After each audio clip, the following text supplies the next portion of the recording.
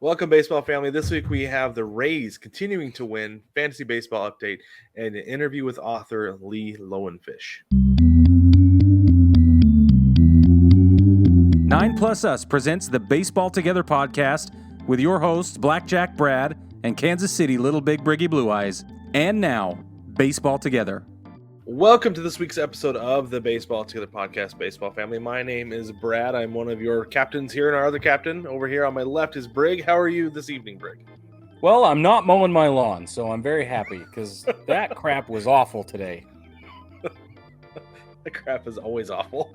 It's always awful. Let's be honest. That's one thing that's nice about living in Arizona is that, like, granted, I live in an apartment right now, so we don't have a lawn to mow. But I have an excuse to never have a lawn to mow because it's like, well, it's just gonna die. I'm not gonna. Arizona lawns are rocks or artificial, Or I was gonna say, or turf. So right.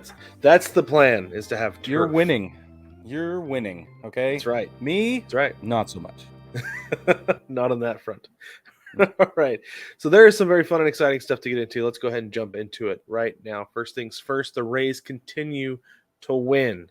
Undefeated through their first 10 games. Going into Monday, they were 9-0. They won today against the Red Sox by a score of 1-0. So Yep. Brig, well, so first let's talk about the teams they beat. Like I said, they beat the Red Sox today. They've beaten Detroit, Washington, and Oakland. Yep. Is this historic, or is this them beating teams they should be beating? This is them beating teams they should be beating. And Right. it's historic. Well, it's obviously historic because of what they're doing, right? Like, Right. yeah, like, But there have been it's 4 teams. ultimately. Yeah, just there have a been bunch 4 of teams in hogwash. the modern era who have won 8 straight by 4 or more runs. The last was the 1939 Yankees. It's crazy to think about it. That's been that long. They went on to win the World Series. We're not saying that the Rays are on a collision course for the World Series. No chance. And here's the other thing too. This is one thing I thought was interesting, was that they're the first team to start 9-0 since the 03 Royals. Right. They beat a pretty good White Sox team, then they beat a lousy Indians team and a terrible Tigers team that won all of 43 games in 2003. Right. So, and then Yeah. I think if I remember right, the Royals ended up finishing under 500 that year anyway, or just think so. over, but they were like out of the playoffs anyway. So I don't know, like it's a big deal, right? Because what they're doing is they're putting up a whole bunch of runs and they're winning a bunch of games in a row. That's hard to do. It's the run differential. That's the thing that gets me. I think they've put up like 57 runs or something over the They're first, up, like, they're plus 58 after today. Yeah, after today. So it's crazy. That is impressive because even teams that we, pull for, like the Yankees, should be winning. You'd think they'd win every day, but they're not. They're winning series, but they're not winning every single game, right? Right. And so it's just interesting. The Dodgers aren't even winning every single game right now. The Dodgers are not in first place in their division right now. Yeah, look, nobody's winning every game right now. Like let me go down the line. The Yankees are 6-4, Blue Jays 6-4, Red Sox 5-5, Orioles 4-5. Cleveland is leading the Central right now, 7-4, followed by the Twins at 6-4, and then in the West you've got the Angels 5-4, Rangers 5-4, and the Astros 4-6. Screw your head around that one. And then the Braves in the NL East are 6-4, 5-5, followed up by the Mets. Then in the Central, you've got the Brewers 7 games out and 2 losses, 7 wins, 2 losses. That's the closest thing I can find to 10-0 is 7-2 in Milwaukee. Mm-hmm. Followed by Pittsburgh, who's 6-3, Brad. Explain that to me. I won't, because I can't. I can't either. I don't know what to do. No, Brig, I will explain it to you. Actually, I will explain it to you. Okay. It is April. There's your explanation. It is likely April. Excuse, Brad. Well, so this is the thing. Like, so I keep looking at the Mariners because the Mariners have had a pretty rough week, right? Yeah, like they finally kind of brought things around, and they won the series in Cleveland, which I was like, got to get some of those back. Yeah. But then, like, it's one of those things where you're keeping, like, you ever, like, when you go, like, run the mile, and you're like, okay, this guy runs track, I do not. So if I can keep up with this guy, I'm doing fine in my pace, right? So you're running next to the guy, and he's kind of pacing, like, going a little bit slow at the beginning. It's like, okay, well, then he's going to start speeding up. It's like, okay, I got to start speeding up. So you have your pace guy to me, in the AL West, the Astros are the pace guy. Like they're okay. They're not going to be panicking right now because they had a similar start last year, right? The Mariners, I think they finished April 1 or 2 games over 500 for the month. Yeah. And then a terrible man. So I'm kind of like, okay, like if we can keep with the pace guy for now, because I know the Angels aren't going to keep pace. I know the Rangers aren't going to keep pace because historically that's not what they do. But so I'm not worried. I'm not freaking out at all. The one little worry I have is the DH, but that's a whole different conversation. But like the Pirates are the guy who is like, boo, out of the gate. This is going to be a sprint around those 4 laps, right? Around the track. Yeah. And so, but then come into that second, maybe even that second lap, it's going to start falling back. So we'll see. Now that they've lost O'Neal Cruz, and we'll get to that. Yeah. That's going to be a beast to overcome. Yes, big time. It really will. But anyway. Congratulations to all 3 Rays fans, though. Like, we're very excited for you. Yes, we're very excited for super fun that this is happening. Yeah. I happen to know one of you by name, John. Very, very excited for you right now. Yeah, that's awesome. The Rays are doing very well. Yeah, let's go on and talk about Jose Alvarado. He's been otherworldly so far. His first 4 appearances, he's only allowed 1 hit through 66 pitches, 14 swinging strikes. Out of the 12 outs he's been asked to obtain, 11 have been strikeouts. Yeah. That's amazing. That is amazing. Like, I don't care. 1 hit? In 66 pitches, he's allowed 1 hit? That's what I was just going to say is I don't care if you're a starter or a reliever. I don't care who you are. That's tough to do. Yeah. And out of 12 outs, 11 of them have been strikeouts. Dude's untouchable. Yeah, it's untouchable. Absolutely untouchable. That's fast. I love it. That's good fantastic. For him. Yeah. Very good. Very good. Let's talk about the Cubs a little bit, Brig. Can we mellow out first? I think this will help. I think so too. Because the Cubs are going to be starting to sell a CBD drink at Wrigley. That is fascinating to me. Honestly, I'm surprised there's not one at Chase Field. Or at T-Mobile.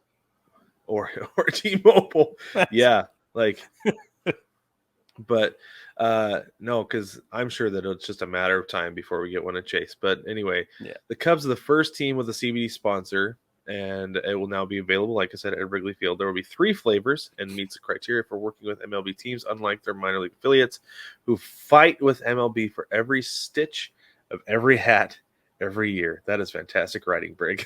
Thanks. Do you know how many minor league teams I talk to and they're like, ugh. But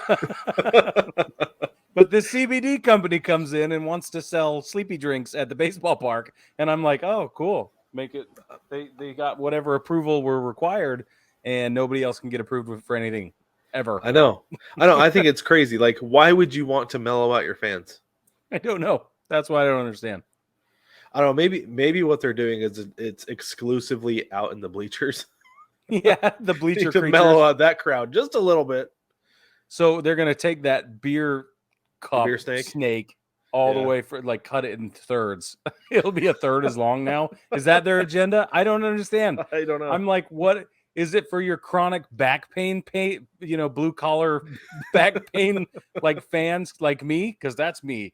So I'd be doing that. You'd be like, this one has Delta 8 and it tastes like strawberries. I'd be like, yes! Give me that. Yeah. I want that one. And maybe if they're exclusively selling it out to the folks out on the bleachers in the outfield, they can get rid of that fence, that like basket they have out there, you know? The basket, yeah. No, they got to keep it now because people be like, whoa, I'm sleeping. It's true. Just mellow, man. Yeah. Yeah. That's interesting. That's really fascinating that CBD is making its way into the ballparks. So it's kind of interesting. Yep. Yeah, it really is. Okay, let's talk about Tyler O'Neill. We'll stick in the NL Central here for just a little bit. So Tyler O'Neill was benched on Wednesday. Yeah. After making an unacceptable play on the base paths on Tuesday. So he was on second. He tried to score from second on a ball to right field. It was hit right to Acuna. Like right to him. I don't even know why they sent O'Neill, honestly, on this play.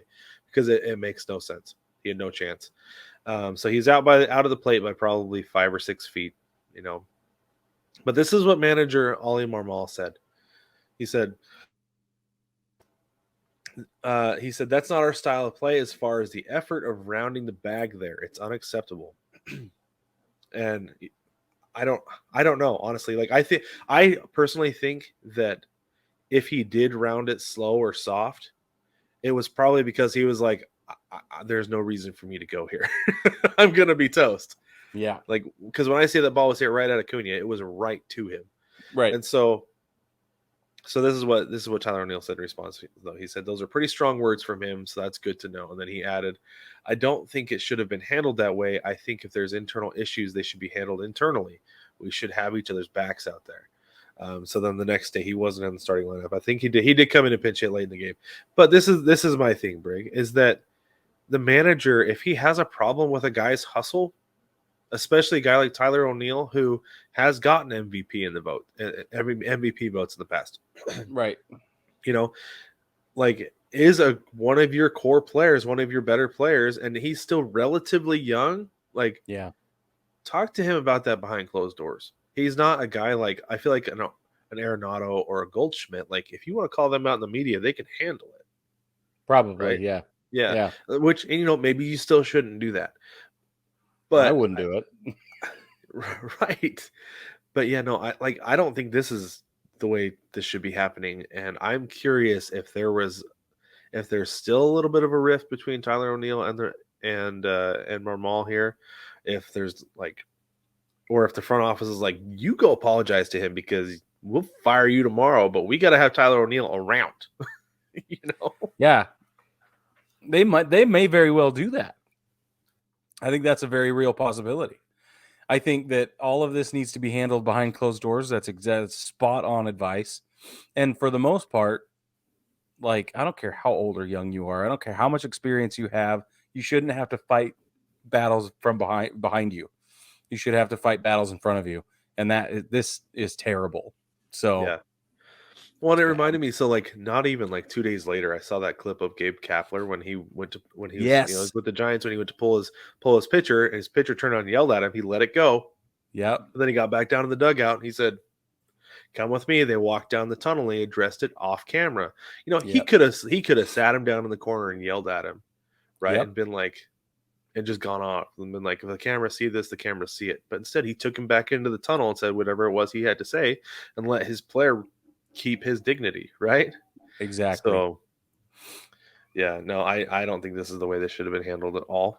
So let me jump all over this for one more minute. We were really excited about St. Louis before the start of the season, and I think we still are. But let's just look at they're losing bad. I think they've only won 3 games this year so far, and they've lost to the Blue Jays, the Braves, and the Brewers, and they're currently losing to the Rockies in the top of the 4th. Yeah, so 3-6 so far this year. Like, as we speak, the Rockies are beating the Cardinals. And if this is what's going on culturally in the clubhouse, they just tied it up. Sorry. Oh, nice. Then they got problems. Right. And maybe this is all bubbling up, and finally it's coming out, and this is indicative of some greater issue far beneath the surface that everybody's been aware of, and it hasn't, reared its ugly head yet. That would be my guess, given the evidence now that they keep losing. I don't know. We'll see. But I think, I don't know. I think it's indicative. Once it spills out of the clubhouse and things aren't being handled internally anymore, you got to wonder what else is happening. Right. I think you're absolutely right. And, this is only his second year as manager of the Cardinals, right? Like, right. Last year they won 93 games. So you think there wouldn't have been too many issues. But you never know, because that was a really talented team last year. And there were some guys who had stuff to play for, right? Pujols, Yachty, and then Adam Wainwright. You don't know if he was coming back or not, but they had stuff to play for in their last year. Yeah. And so, I don't know. It could be interesting. We're only 9 playing their 10th game of the season today. It'll be interesting to see what happens to them the rest of this month, because they say you certainly cannot win a division in April, but you can definitely lose one. And so I'm curious 100%. what kind of a leash they're giving him this month and into next, that if stuff like this is going on, and then if they drop way behind in the division, I don't know how much longer he'll be around. Well, we've seen a rash of mid-season management firings in the past few years, so that's not an abnormality anymore. Right. Yep. I remember when it was, and it's not. It's like, oh, yeah, not anymore. Not anymore. Yeah. Anyway, well, speaking of St. Louis, though, yeah, and Nolan, I mentioned Nolan Arenado. He joined the 300 home run club this weekend. Yay! Congratulations to him. That was fantastic. That ball kind of snuck around the foul pole, it looks like. Right. Doesn't matter. Still goes all the way around. As long as it's fair. That's all that matters. That's all that matters. But speaking of milestones as well, Elvis Andrus reached the 2,000 career hit mark. He gave the ball to his mom, and she also has numbers 500, 1,000, and 1,500. I think that's really cool. Yeah. Put him up on the mantle. Those nice little conversation pieces. Yeah. He says she's the reason he's here. She's the reason he is who he is today. All that. I thought that was really nice. That's cool. That's awesome. And so he joins, I guess the active hit leaders would be Miguel Cabrera with just over 3,000, Joey Votto with a little over 2,000, and Nelson Cruz with just a shade over 2,000 as well. Right. So that's awesome. So he has the fourth most hits among current active players. Zach Greinke, so these are the guys looking for their next milestone. Zach Greinke is looking for 3,000 career strikeouts. He is at 2,890. That's awesome. It is. I don't know awesome. if he'll get it this year. I don't know. I don't feel like he doesn't. I don't think he strikes guys out the same clip he used to. No. So I don't know that he'll necessarily get there this year. He could, but I don't think he will. It might be next year. Justin Verlander is looking for 250 wins. He's currently at 244, but he's also on the IL. He's on the injured list. So, yeah, if that lingers, he might not get 6 wins this year, but we'll see. It's true. Even if he plays, he might not get 6 wins this year. Right.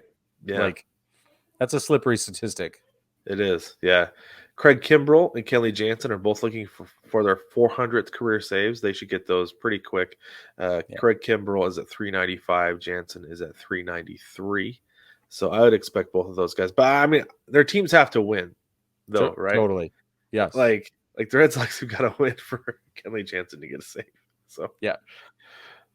And then other milestones, the Reds are looking to break a drought this year. I don't know that it's necessarily going to happen, but it has been 10,000 days since they have won a playoff series. That is 1995, ladies and gentlemen. 27 years for those keeping track. 27 years for you actuaries at home. It's been 27 years since the Reds have won a playoff series. That is, I don't even know what to do with that. Anyway. Yeah, that's a long time. That's all I can say about that. It's so crazy. But it is a milestone. Indeed it is. Indeed. And I think it's going to continue. It's going to continue this year because I don't think that team is going to make playoffs. I think so. All right, here's your injury updates for the week. I don't think we're planning on doing weekly injury updates, but these are pretty significant and pretty notable, so we thought we'd include them in here. Adam Duvall of the Red Sox broke his wrist. Like, yikes. O'Neal Cruz had that ugly slide into home yesterday and broke his ankle. Did you see the brawl that broke out after that? Yeah, the bench is cleared. Yeah, it was crazy. It's crazy. They're like trying to administer care, and everybody's just like, let's get after this. Like, you got a man. Come on, down. guys. Take care of that first and then throw fists. Like, take a knee, and then throw hands. Yeah. Yeah, exactly right.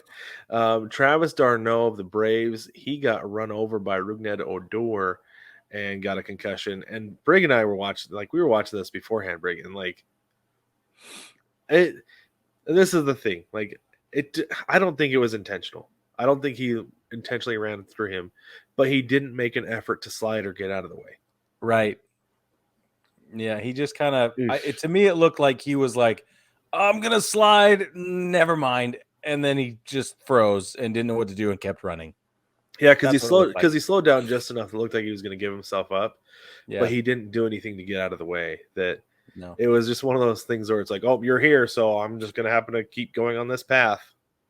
And then he clobbers d'Arnaud, and d'Arnaud loses the ball, and another run comes running behind and scores again. So they got 2 runs out of this crazy situation. Yeah. And now he's got a concussion. And so I didn't see that the ball had gone behind him that way on the play. I thought it deflected off his glove the other way. And when he was running to the backstop, I was like, "Oh no, yeah, he's like super." But no, he did find the ball. He did. He did get to it. It did look a little.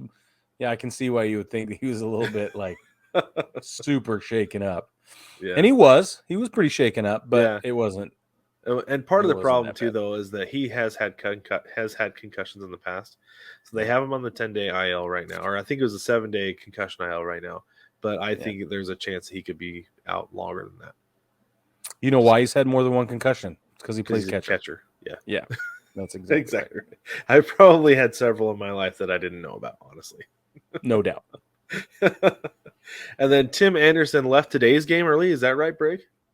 I don't remember if it was today or yesterday, but anyway, I think he did play today on Monday, but he's dealing with some left knee soreness. He is day to day. And then Carlos Correa, if anybody, I'll give you 2 points if you remember why Carlos Correa didn't pass physicals. What the issue was? Anyone? The judges were looking for a lingering back injury, and as it would happen, Carlos Correa didn't play today and is day to day with back soreness. Yep. I bet the Giants and Mets are just loving the work that their doctors did or presented them with. You know, Steve Cohen's paying that guy a bonus this year. He's getting a Christmas card and everything. He ought to be. Yeah, for sure. Yeah. Yep. Starling Marte is out with a neck injury. The Mets are 5-5. Francisco Lindor says that he's not worried. I wonder if it's one of those things where like, let's just get some of these injuries out of the way now and get everybody healthy, because there is kind of that attitude at the beginning of the season, right? That like feels that way, yeah. That like you get bit by the injury bug once a year, and if it happens in April, so be it. That way it doesn't happen in August. But better in April than August for sure. Yeah, for sure. But speaking of teams with the injury bug, holy moly, the Rangers have 14 guys on the IL. The Nats have 17, and the Giants and Pirates could both field individual teams. They could play IL exhibition games against one another because they each have 25 guys on the injured list. Holy cow. Oh, it's crazy. It's crazy. It is crazy. And I know this count includes guys on the 40-man who are in AA and AAA or whatever, wherever they might be in the system. But that's a lot of people on an injured list. Those are big old fatty fat facts there, my friend. That's a lot of guys. I don't even know what to do with that, just because it's such trouble. And like I said, some of those guys are in the minor leagues, and most of them are not significant players. But like Mitch Haniger for the Giants has not played yet. Right. O'Neal Cruz is on that list for the Pirates. And that's bad Jacob news. deGrom is certainly sure to end up on that list at some point for the Rangers this year, given his history. No, I hope not. I hope not too. But if he does, maybe it's when the Mariners are in town, if I cross my fingers. Ooh, yeah. Yeah. Because I would love for the Mariners to not have to face him. Brad, will you give the fans a fantasy update? Because it was I'll give bananas. Yes. So a lot of high scoring this week, but it's because it was a week and a half worth of games, right? Because the first opening weekend was 4 days, and so they just got tacked on. I'm going to start from the bottom of the list. Oh, that is the Harrisburg Charlies against Grace Under Fire. Harrisburg Charlies, for those of you who remember last year, is John. And then Grace Under Fire. That is Denise. She's the host of our North Chicago podcast. Denise won that one 728 to 584. Her top scorer was Frederick Freeman with 119 points, and the Harrisburg Charlies, John's top scorer was Vlad Guerrero Jr. with 114 points. So if you don't have those guys, if they're available or you can make a trade, those would be good ones to go get. Next, we have I think this is Tori. He's one of the hosts of this is Tori. He's one of the hosts of the Philly podcast. I think it's Burns Turnovers or something like that. It always cuts off. I've never seen his whole team name. Yeah, but anyway, he got beat pretty handily by Jason, his co-host of the Philly Baseball Together podcast.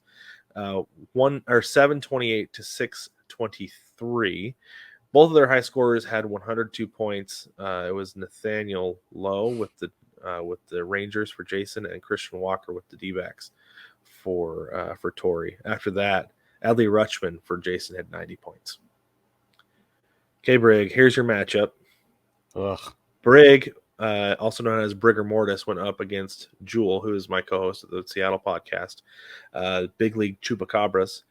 Jewel beat you pretty handily, Brig. No, there's got to be a new. We need a ritual for how badly I got beat. It needs to be more than just a phrase.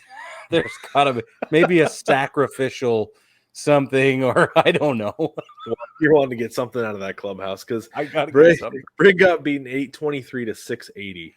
Jewel's top scorer was Jake Cronenworth with 110 points. Then he had Pete Alonso with 100. And Brig's top scorer was Ty France with 90. And thank you, Ty France is back, by the way.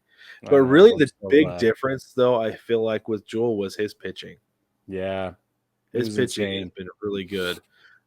He has Julio Urias. He also has Shane McClanahan and Pablo Lopez. Pablo Lopez was an animal this week, so that was really big for him. Now, and he has Dustin May. Dustin May back from Tommy John, by the by, and that dude is a stud. And it's working. Yeah. Yeah, it is working, definitely. So the last matchup, it was me against our guest, our listener participant. His name is Mike. He is Devastation Incorporated, and I changed my team name this year to Julio Think You Are. He beat me 753 to 689. His top scorer was Matt Olson with 134 points. It's crazy score. Was like the difference because after that, his next guy was Bo Bichette with 74 points. Yeah. What the heck, man? My top score is Paul Goldschmidt with 107, but then I had JT Realmuto with 77. So we were within like 4 points going into the last day. I'm up against my Devastation Incorporated today, and I'm beating him 61 to 26 right now, and that might be the end of my lead. I'm up against Jewel this week. I'm up 52 to 25, and with the way his pitching goes, I stand no chance. Oh, you're toast. 52 to 25. I'm going to get a bigger lead than that. You need to beat Jewel. You got to have like 130 points going out of day one. Yeah, pretty That's much. the only way. Yeah. So we'll see how it goes. But it's like I said after our draft. Once I draft and pick my team name, I'm good to go. I've had my fun for fantasy baseball for the year. Not me. I'm like, I here's my schedule. When I take a break during the day, I check my fantasy. I make sure all my starters are actually going to play. And if I have to make any adjustments, I do. Then I play Candy Crush. And then when I run out of lives, I go back and check my fantasy again. Just to be absolutely sure. And I still get manhandled. There was one year I was playing fantasy football, and I changed my team name every week.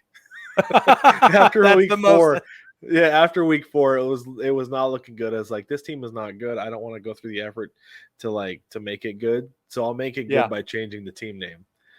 So and after awesome. like week 13, I think I landed on Gardner's jockstrap for Gardner Minshew, and I kept it there. Yeah. That's awesome. That's where my fun with fantasy comes. Anyway, all right, we're going to take a quick break, baseball family. When we get back, we have an interview with author Lee Lowenfish. He's the author of this book. We got our advanced copies. I've been reading through them. Very, very exciting. It's so good. So informational. Like it's a good read. It's a lot of fun. For those of you listening who can't see this, it's called Baseball's Endangered Species: Inside the Craft of Scouting by Those Who Loved It. Lived it. Oh, I'm sorry. This guy, for those of you that don't know, loved it. This guy, Lee, knows he has forgotten more about baseball than we'll ever know combined. And he was up to date on everything from Ronald Acuna Jr. loafing a couple of years ago to, which I'm still not over, by the way, to all the way back to Branch Rickey. He wrote the definitive biography on Branch Rickey, and we talk about that in the interview. So stay tuned. It's very good.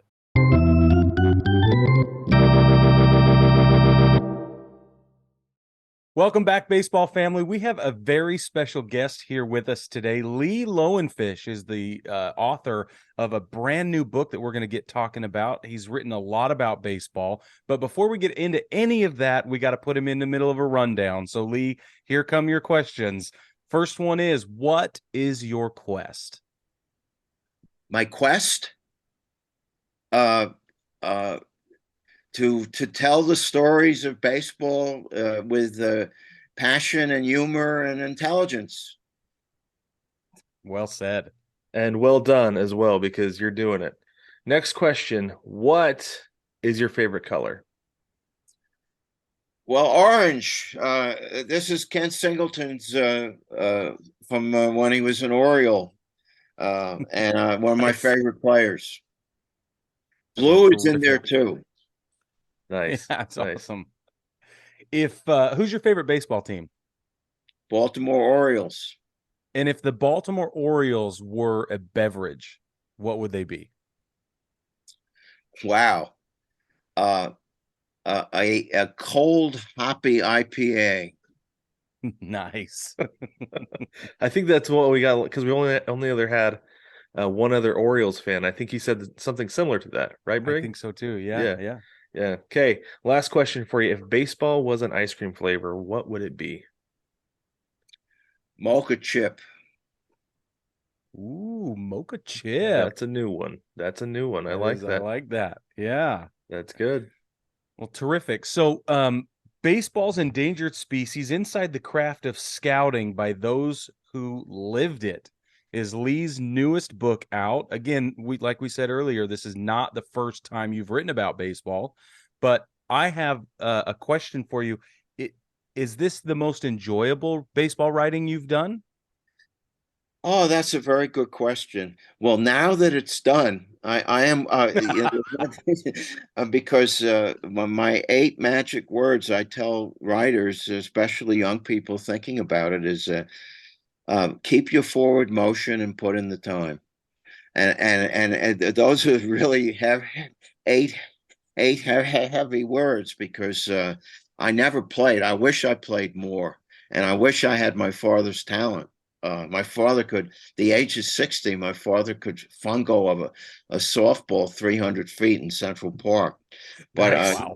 he was 44 when I was born, and he wasn't a coach either. And and so in my very limited softball career, I hit 1 home run, but it really was a rolling single.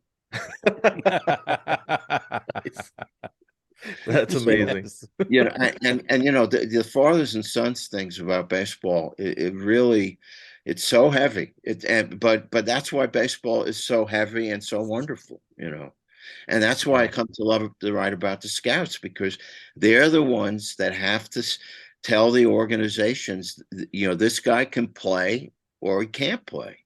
And try it sometime, and actually try it in any field. I mean, how do you know when somebody at 19 or 20 what he's going to be? Now, you can tell by build, and you can tell by tools. And one of the alternative titles I thought about for this book was Turning Tools into Skills. But I like the way this one came out, because especially nowadays with so many scouts getting laid off because of Moneyball, the book and the movie, and because the owners have been in the thrall of the analytic people who think that we can robotize the player and not work with him patiently. It's been not a good time for scouting, but I hope my book and just intelligent young guys like you build a case that this is a game of human relationships. It's not a game of computers. And you can use the computer. I mean, I never met Branch Rickey when I did that book, but I met a lot of his family. And I would love to have taught. I mean, he would have, if he lived a little longer, I mean, he would have loved these sports management programs. I mean, he'd be talking 80 hours a day. I mean, because he loved to talk. And I'm really sorry that the Continental League that he tried and that I put in my book, and it's an important thing that failed, because it led to expansion, but he hated what happened with expansion because he was old enough to remember the 12-team National League when all you did was expand the second division. And I think baseball's got that problem now. I mean, John Smoltz said it on the broadcast. I mean, it was an aside, but he said he was in 15 postseasons. Now, when you end spring training, only 20% of the teams can really think of doing anything in the postseason. That's a really serious issue. And I hope the teams, if they want to win, and of course, a lot of teams now don't really want to win, but the way to do it is through scouting and player development and the wise free agent now and then. And of course, that's not the trend. Right. No, it's We've not. actually seen, that's one thing that we talk about a lot, is that like that's one way that the Astros have found sustained success is they developed all their players. They brought in a guy here and there. They brought in Garrett Cole. They brought in Justin Verlander. Really, the pitching is where they supplemented, but their core guys, they're all homegrown guys. And as much as, I'm an AL West guy, so as much as I don't like them, I have a ton of respect for what they did because that's the way they've done it. Right. I think that's the best way to build a team. Absolutely. And I love the comment that Ken Griffey Sr. told his son when he was thinking of free agency about, son, the team that signs you knows you the best. And I call that good paternalism. I mean, there was bad paternalism in the worst aspects of the reserve system, but where I came to really like Branch Rickey is that his famous interview with Jackie Robinson was the interview he gave to anyone he ever wanted to employ. I mean, and he interviewed Mario Cuomo when he was a farmhand with the Pirates, and he basically he told him after talking to him, he said, "I don't think you really want to play this game," and of course he was right. So meeting players, meeting the family. And of course, it's harder nowadays because there's so many divorces, and a lot of people are raised, not by the immediate family. But you have to know what is inside of somebody. And as one of the scouts told me, in the old days, the players wanted to play so badly, they would say their two questions were, "Where do I go and when do I start?" Nowadays, it's what round and how much. and Yeah. And I tell you, too many teams are not doing that kind of solid research about the people who are coming into their systems. Because it is about more than just the tools, right? It's about the character of the person they're evaluating. It's about their work ethic, and it's way more than just speed and throwing and hitting and all that other more tangible stuff. The scout Julian Mock, who was the Reds scouting director near the end of his life, and I talked to him on the phone. I never met him, but he had 4 questions he asked and that's kind of appropriate here. It's Passover week coming up. 4 questions he asked a scout before he hired a scout, and I think they apply to players too. The first one is, do you really love this game? Or because that means you love the ups, the downs, as well as the ups. Are you willing to work harder than you ever worked before? Because it's look how long the season is and the preparation. You're not going to be able to go to the beach or go drinking with the buddies. It's a tremendous commitment. Are you able to learn? And he happened to be a high school guidance counselor in Georgia. And that means, can you change if you're showing you that you don't know how to approach the curveball, you don't know how to set your feet? And then the last one is really a very important one too. You're willing to laugh every day. Because the game, as one of the college players I've gotten to know used to say, the game is designed to beat you up. Because and it's not just because the cliche of 162 games, only a few win 100 and it's the other 60 but it's every pitch, and it takes this very special mentality to accept that and embrace it. And I love the quote of Joe Torre, who was signed by Honey Russell, who was a great basketball coach as well as a baseball scout. And Joe Torre, when he came back to manage the Yankees, and the press was clueless Joe, didn't do well in St. Louis, Atlanta. He's broadcasting for the Angels, but what he said, I missed the winning and I missed the losing. And that because that so that's where this game is so special. And I know if Ricky were alive, he would love a lot of the new analytics, but he wouldn't be slave to it. And that's where I draw the line. They're just, and when I watch a game and you see, and this is in the playoffs, I'm sure regular season too, when I see players looking at their iPads and not the game, because the game, you expose yourself in the game. I mean, there's no helmet, and you're not you can't make if you make a turnover in basketball, you can block the guy's shot on the next time. But I mean, that was Dick Groat's great line to me when I interviewed him for the Ricky book. He said that baseball does things to your coconut. You can't you cannot. You have to wait until your turn of bat to do something better. So that's where the mental aspect is so important, And while I'm not a Yankee fan, I think Volpe is going to be interesting to watch because and what I'm really happy about in the book, the last chapter tells the story of the scout that was so important in the signing of Anthony Volpe, Kelly Rodman, who played softball in Connecticut, then hardball in Europe and Asia, and then came back and wanted to stay in baseball. And she became a scout and a rising scout with the Yankees.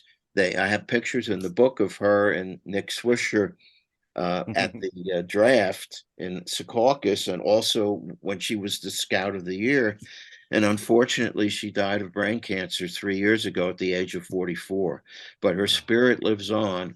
And the Red Sox scout, Ray Fagnett, and the Yankee scout, Matt Hyde, they now call the summer game for prospects that they run the Kelly Rodman Memorial, and it's usually played up at Fenway. And that was another possible title for the book, Competitors and Colleagues, because it's true that they're very competitive, but especially before the draft when they would hide players if they could.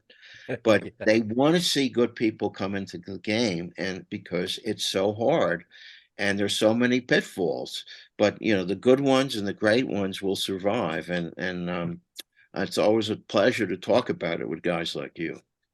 Thank you. We talk a lot about women in baseball, and I'm glad you brought up Kelly, because we're seeing a tremendous I don't know, I feel like the sport is turning over a new leaf as far as inclusion and allowance for women in the sport. And we're both fathers of girls, and we think that it's just a wonderful thing that's happening. And I'm glad you highlighted it in your book as for the scouting aspect of it as well.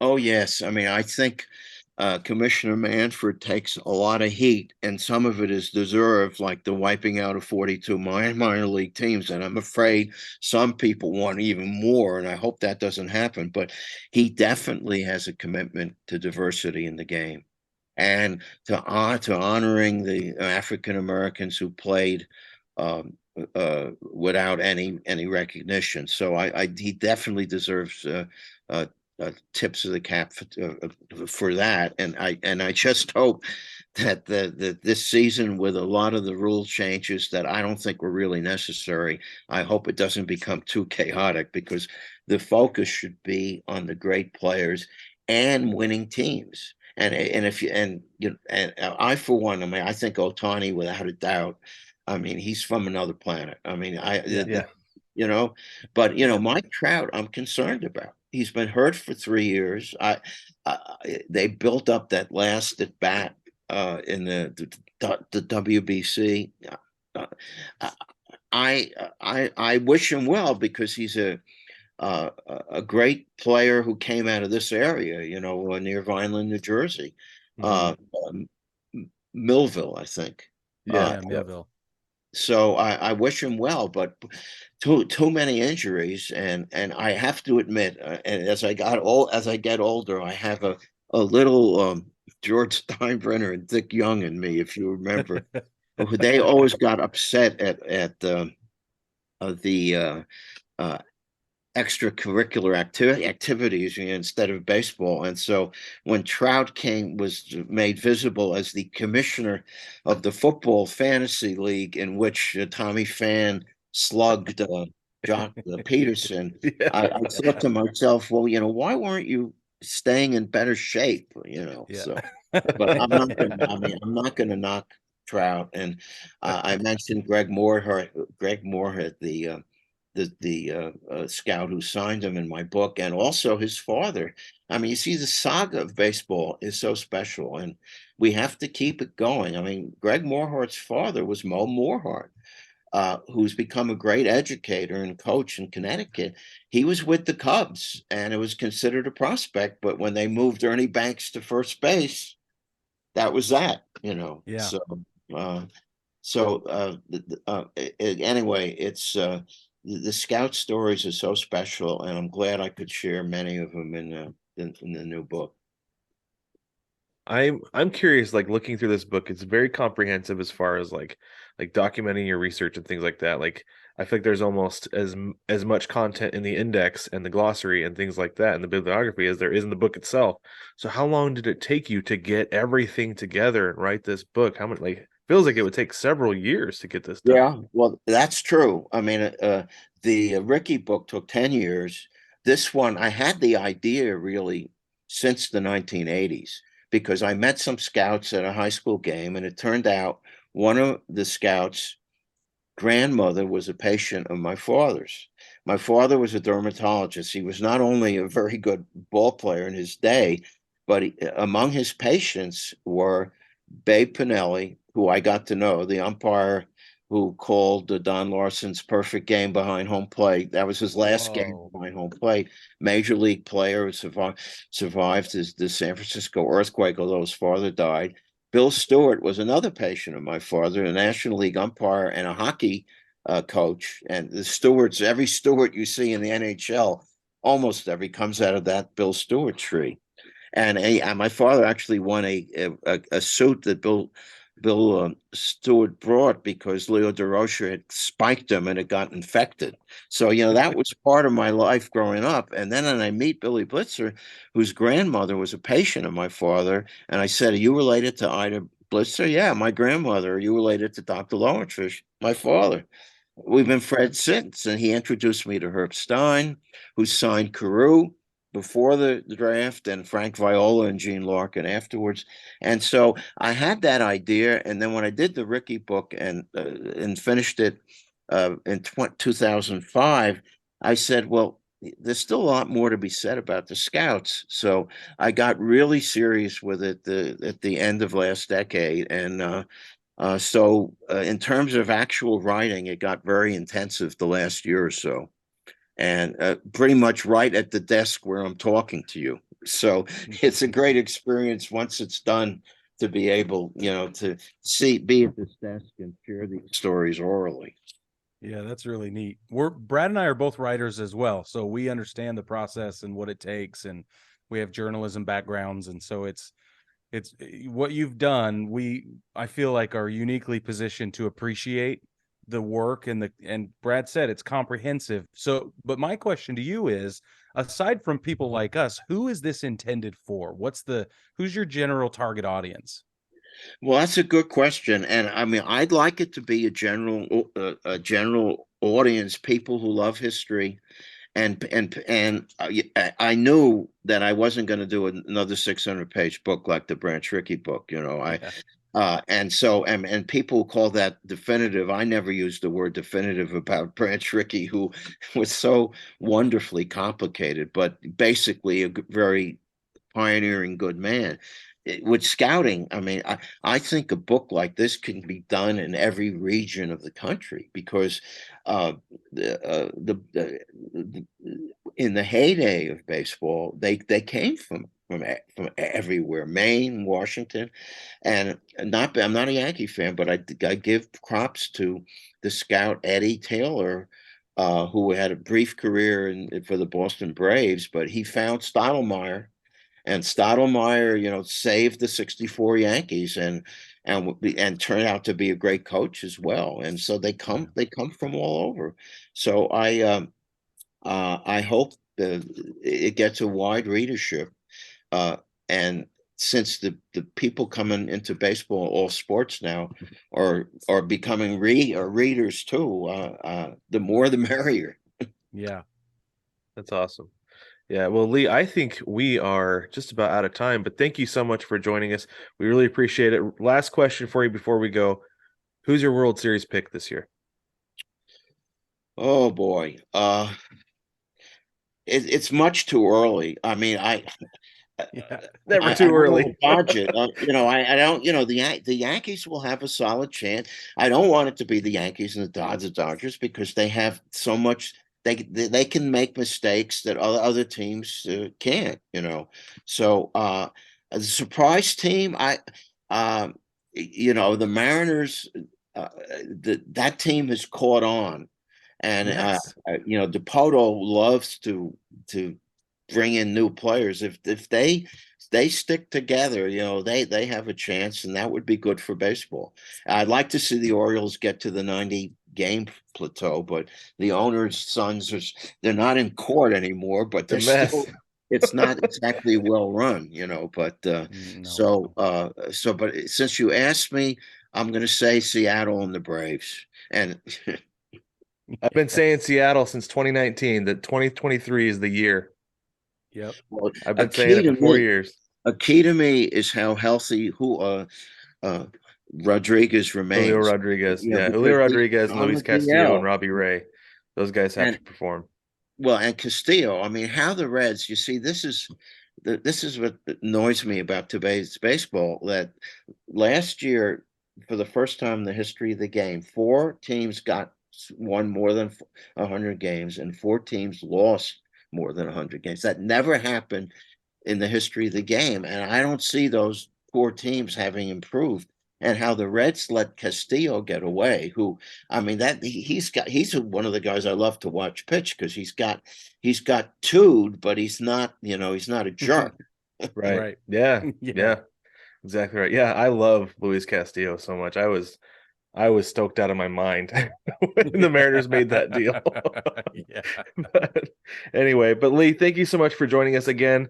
This is his book right here, Baseball's Endangered Species: Inside the Craft of Scouting by Those Who Lived It. When is your book out, Lee? Well, April Fool's Day is out tomorrow, actually, and no joke. Awesome. Copies are available, from the University of Nebraska Press, which is the publisher of more baseball books, I think, now than any house in the country, and they've done a nice job. That's Tom Greenway on the cover. I'm doing an interview, by the way, in Brownsville, Texas next week. It was canceled, it was postponed, and the guy that interviewed me says, "Man, Sandy Koufax on the cover." And no, that's Tom Greenway, who actually has a little bit of Harry Dean Stanton in him too. So again, we're all connected: baseball, culture, and the things we love about the most. So that's why we do baseball together here. That's our whole thing. Yeah. All right. Sure. Well, Thanks, Lee. Thanks, Lee. We appreciate you. Yeah. Bye-bye. Thanks.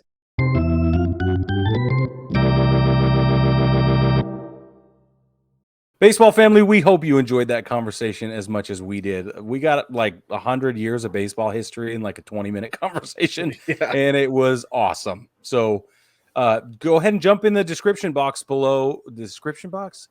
Yeah. Jump in the description box below and know in your heart that if you love what we do, you can support us at patreon.com. That's it. You just search Baseball Together at patreon.com. We have 3 or 4 levels of support now: $1, $5, $10, and $15 a month for support. Each one of them comes with their own benefits and package deals. Very exciting. T-shirts, hats, but every one of them comes with the bullpen cut of the show. That's where you get all the behind-the-scenes stuff, inside jokes, and snide remarks that we don't share on the rest of the big show. That's right, for sure. And if you're looking to support the show in other ways, you can hop on to schnookseedery.com. You can order the best seeds ever, truly. And when you use code BTPOD, you get 10% off your order, and some of that goes and helps the show as well. We appreciate that. And if you need someplace to put your seeds, head over to seed-sack.com. Get yourself a seed sack. It says, I have this beautiful canvas seed holder. Has a little clasp thing so they don't spill over in your pocket. And one of those packages that Brig just held up fits perfectly in one of these. It's like it was a match made in heaven. But baseball family, please. A match made in the United States. Or Iowa. I don't know. Anyway. I'm just kidding. I don't know. Iowa. It's probably Iowa. Don't forget to like, subscribe, rate, and review. Subscribe on whatever podcast platform you listen to us on, and on the YouTubes as well, so you don't miss anything. We are back to uploading the highlights of the episode every weekend. So if you don't have time to listen to the entire episode, you can just get the interview on Sunday, or you can get the clips of the podcast on YouTube as well. And don't forget to join us on Thursday nights. We're going live on YouTube, Twitch, and Facebook. The Book of Faces is getting live Brig and Brad every Thursday night during the season. We're going to give you updates and especially your bet picks for the weekend. So don't miss out on our Thursday night lives. That's right. We both went 2-1 this weekend on our bet picks by the by. So those we keep in track. Anyway, baseball family, thank you so much for joining us this week. We will catch you Thursday night.